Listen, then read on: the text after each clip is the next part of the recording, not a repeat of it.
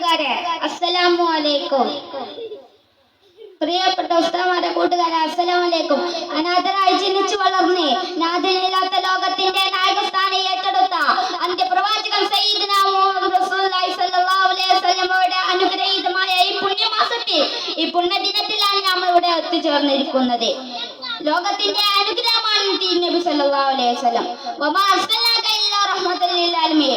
ലോകർക്ക് അനുഗ്രഹമായിട്ടല്ലാതെ നബിയെ ഞാൻ അയച്ചിട്ടില്ല എന്നാണ് അല്ലാഹു സുബ്ഹാനഹു വ തആല പറയുന്നത്. അതേ കാരണത്തിന്റെ ദൂതനായിരുന്നു നബി.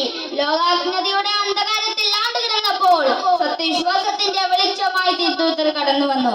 അനാചാരങ്ങളെ, അന്ധവിശ്വാസങ്ങളെ അകറ്റി നിർത്താൻ അവിടുന്ന് കൽപ്പിച്ചു. ജനിച്ചത് പെൺകുഞ്ഞായാലും അഭിമാനത്തിന്റെ ക്ഷതമേൽക്കുമെന്ന് പറഞ്ഞ് ജീവനോടെ കുഴിച്ചു മൂടിയുന്നവർ ആ സമൂഹത്തിൽ തിരിഞ്ഞ പെൺകുഞ്ഞ് അഭിമാനമാണെന്ന് ബോധമുയർത്തി. അടിമകളോട് പോലും ആദരവോടെ പെരുമാറിയ തിരുനബി സർവ്വസ്നേഹവും സ്നേഹം പിടിച്ചു വെത്തി.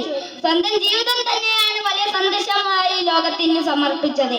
മനുഷ്യരോടും ഇതര ജീവികളോടും സസ്യജാലങ്ങളോട് പോലും കരുണ കാണിക്കാൻ പഠിപ്പിച്ചു.